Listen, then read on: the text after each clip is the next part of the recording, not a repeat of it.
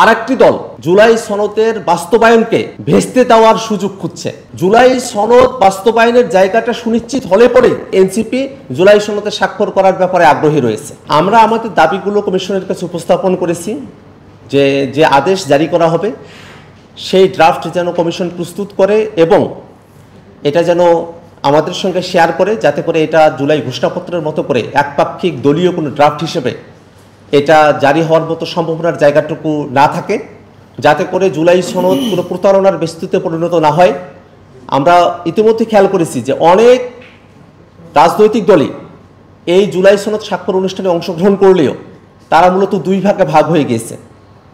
এক দল তারা জুলাই সনদের স্বাক্ষর মুছে দেওয়ার সুযোগ খুঁজছে, আর একটি দল জুলাই সনদের বাস্তবায়নকে ভেস্তে দেওয়ার সুযোগ খুঁজছে। এমতো অবস্থায় জাতীয় নাগরিক পার্টি এনসিপি মনে করে জুলাই সনদকে পরিপূর্ণ বাস্তবায়নই কেবলমাত্র এই সংকট থেকে আমাদেরকে উত্তরণ ঘটাতে পারে। আমরা কমিশনের সঙ্গে আলোচনা করেছি, তারা জুলাই সনদ বাস্তবায়নের আদেশ প্রস্তুত করছেন, যেটাকে আমরা একটা অগ্রগতি হিসেবে দেখি। কিন্তু সেই জুলাই সনদ বাস্তবায়ন আদেশ, সেখানকার টেক্সট, সেখানকার কন্টেন্ট এবং তার কার্যকারিতার জায়গাগুলো কি হবে সেটা এখনো পর্যন্ত আমাদের কাছে পরিষ্কারভাবে তারা উপস্থাপন করেন নাই। আমরা আমাদের দাবিগুলো তাদের কাছে উপস্থাপন করেছি, তারা সেই দাবিগুলো নিজেদের মধ্যে আলোচনা করবেন এবং সরকারের সঙ্গে সেই বিষয়গুলো নিয়ে আলোচনা করবেন বলে তারা আমাদেরকে জানিয়েছেন।